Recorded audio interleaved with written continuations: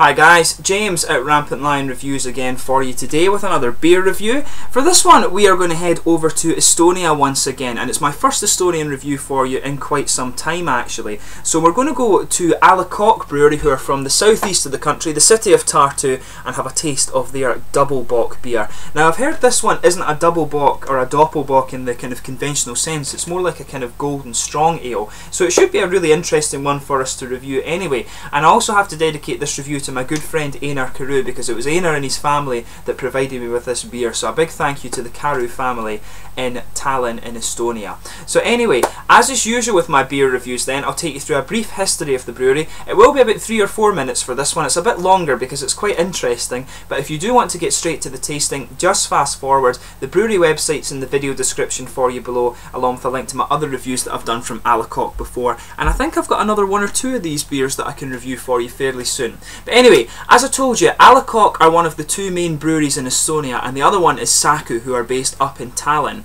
But this one is actually from the second city in the southeast of the country, Tartu. Very beautiful city actually, and home to the oldest university in Estonia, Tartu University obviously. But A Le Coq is actually the oldest continually operating Estonian brewery.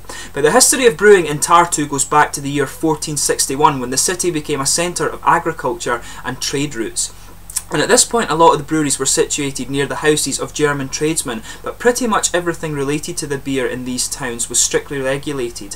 And for example, one of the regulations was that the malt used in the beer had to be local and grinded within the city walls, and small guild artisans could actually brew beer for their own needs, but commercial brewing was largely controlled by the great guilds and tradesmen, and this privilege actually was handed down by bishops and kings, so quite a little interesting point there. But industrial brewing began in Tartu in the year 1783, when the foundation of the Tartu Brewing Company occurred by imperial order. But originally they had a system where those who had gone bankrupt through no fault of their own could earn a maintenance for the town taverns by helping brew beer and prop it for the town in the form of taxes and things. So it's actually quite a cool way. It's almost like the kind of benefit system, but you actually get to brew beer back then, which is quite funny. But in the 19th century the first private breweries opened up in Tartu, and apparently the direct predecessors of the A Le Coq Brewery are B.J. Hesse and J.R. Schramm. Now, Justus Reinhold Schramm was accepted as a citizen of Tartu in 1825, and he gained his master's brewing certificate in 1822, and he'd been working in a brewery in Tallinn before this,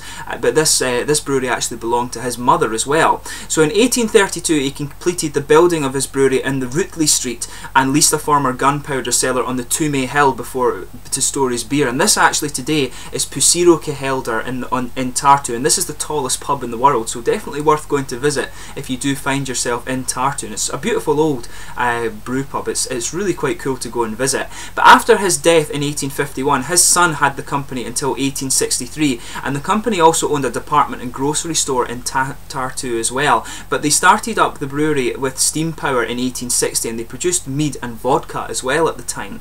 So in 1885 the Schramm company was sold to Julius Moritz Friedrich, who named the company Tivoli, and he moved the brewery to their new facility at Tantvere Hill, and the company was made a public limited company, and a new rigged brick brewery was actually built on the Tantvere Hill when this brewery was transferred. But in 1900 the Tivoli brewery merged with the oldest brewery in Tartu, and that descended from the current A Le Coq Brewery. It descended from Barthold Joachim Hesse, and the Hesse brewery had actually been sold to Alexander Diedrich Musso in 1829 by Hesse's widow, and it was located in a property behind the town hall of the city. But when the companies merged with the name of the company became Tivoli Limited, and at the turn of the century Julius Friedrich was old and wanted to sell the brewery, and he sold it to A Le Coq. So the A Le Coq company had established in 1807, and they were based primarily in Prussia and Germany, and this is now the northern part of Poland in case you don't know. But in the 1820s Albert L.J. Lecoq settled in London and was selling products of the family's wine manor,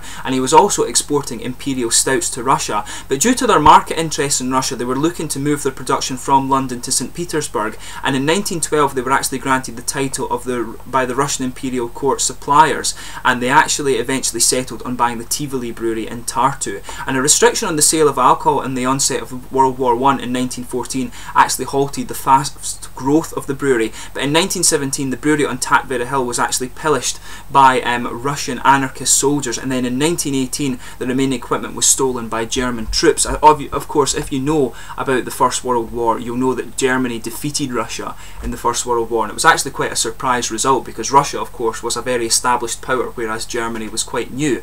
But the brewery operations began again in 1821 when the Republic of Estonia was formed, and they bought the Gambinus brewery, which had also operated in Tartu since 1863. But this year they also reached a mutual agreement with the Saku brewery from Tallinn about distribution and sales zones within Estonia. Saku would take the north of the country and A Le Coq would take the south. That was essentially what happened. But this agreement expired in 1933, and Tartu beer was actually in high demand in Tallinn, which led to the establishment of the Tallinn division of A Le Coq in 1938. But the non-aggression pact between Soviet Russia and Nazi Germany led to the occupation of Estonia by Russian troops and the formation of a puppet government which nationalised most of the businesses in Estonia. And this led to the English director and German brewmaster leaving Estonia. But during the Soviet occupation, many Estonians were killed and placed in concentration camps, and among them were the owners of another Tartu brewery, Livonia, and this was Ants and Albert Silveri. So the owners of the A Le Coq Brewery were compensated by the UK government for the loss of their nationalised assets, and this was actually done with funds received from the sale of the Republic of Estonia's gold reserves, which had been frozen in the Bank of England. It sounds a little bit dodgy when you read about that, but in 1941 the nationalised brewery was named Tartu A Le Coq, and in April the Livonia brewery was joined to create the Calda Street Brewery, which was severely damaged during the conflict in 1941 and actually completely destroyed later in 1944. But in the autumn of 1944 the Soviet regime was restored in Estonia, and in the following decades the brewery operated on the basis of a national production plan. Of course, you'll know that most of these breweries in Eastern Europe were nationalised by the socialist governments and were communist basically. But the brewery was considered quite pioneering, and many of the techniques they developed in the brewery went all throughout the Soviet Union, and they actually proved to be quite a pioneering brewery, so it's quite interesting. But in 1995 though, Tartu A Le Coq was reprivatised and they began once again to use the A Le Coq name.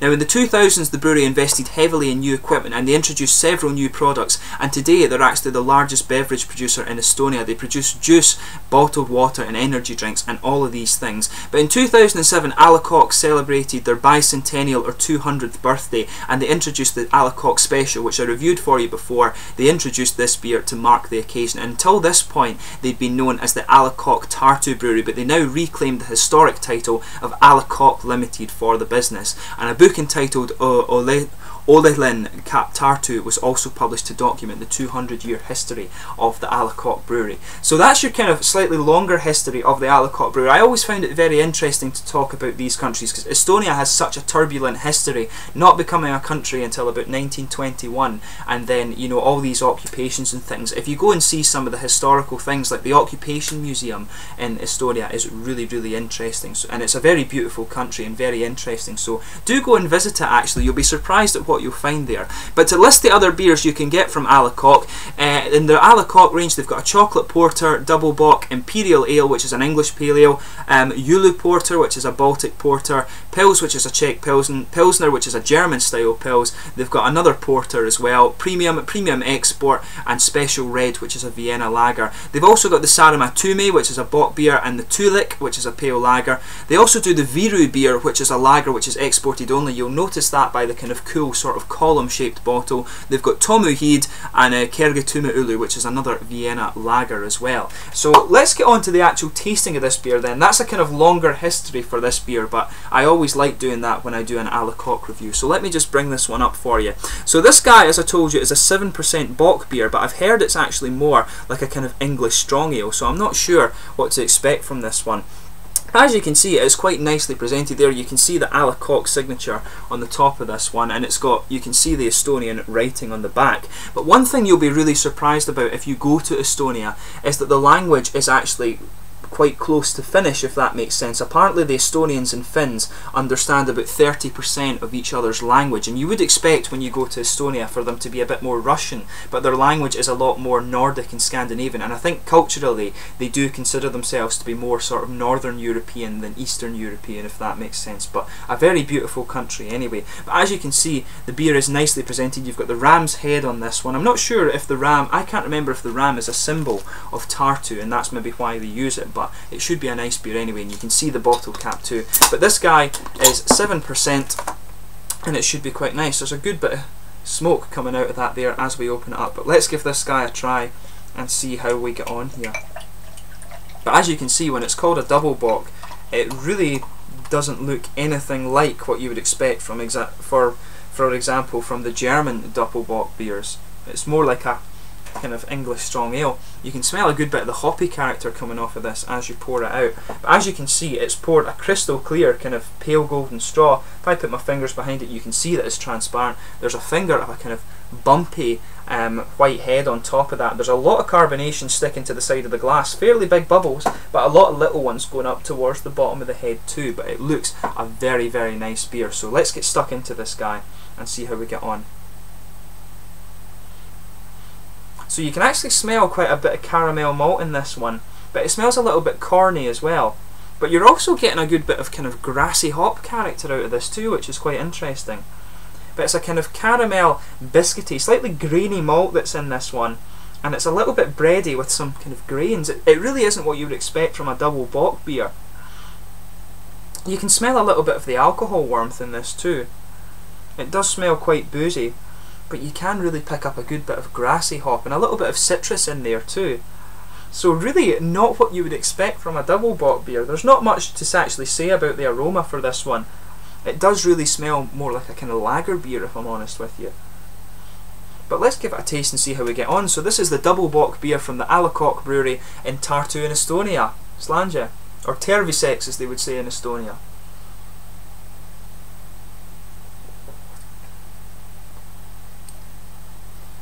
That's quite interesting actually.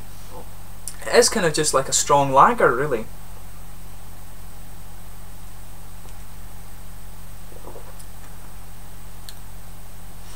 It actually does taste pretty boozy. You'll notice that it's got a big real boozy feel to the tongue on this one. It's quite sweet and malty, and there's a good bit of caramel sweetness that kind of blankets the tongue, but it really does have quite a kind of boozy and alcoholic taste.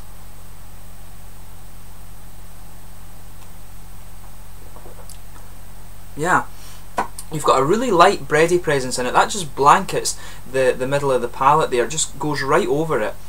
And then on top of that you've got a little bit of grain, but right on top of that as well you do have a kind of sweet biscuity and slightly caramel sweetness in this one. And there's actually a good bit of grainy malt in there too, which is quite interesting.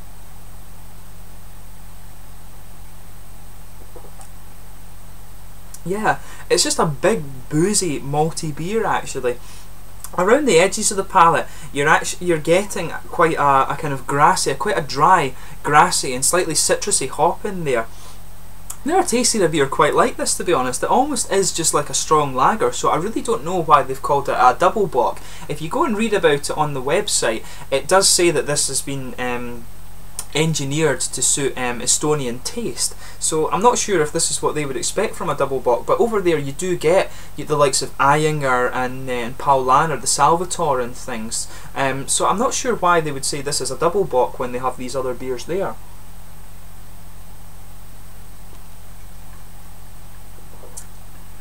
But yeah, middle of the tongue, as I say, kind of light bready blanket on the tongue here, bit of grainy character in there too, but some biscuity and caramel sweetness on top of that that kind of masks the sort of boozy flavours. It kind of blends them in there.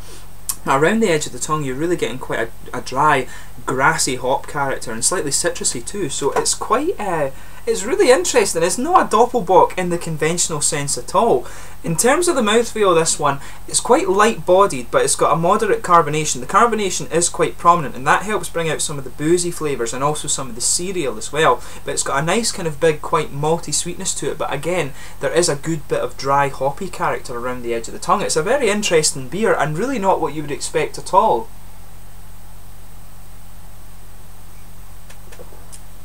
But there is a good bit of alcohol strength in that, and of course when it's 7% it does have quite a bit more alcohol in it than you would expect from a normal lager.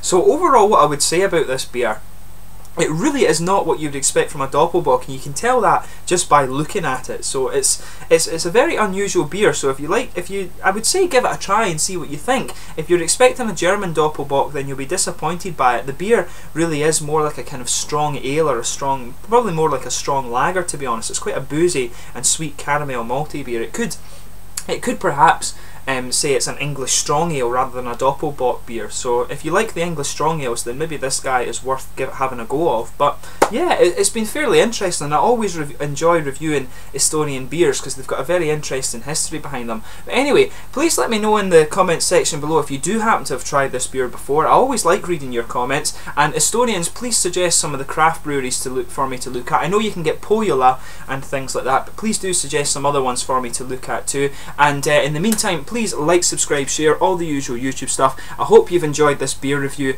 and I will catch you soon with more Estonian ones. I do have some more Saku and A Le Coq beers to review for you. So tervetuloa for now.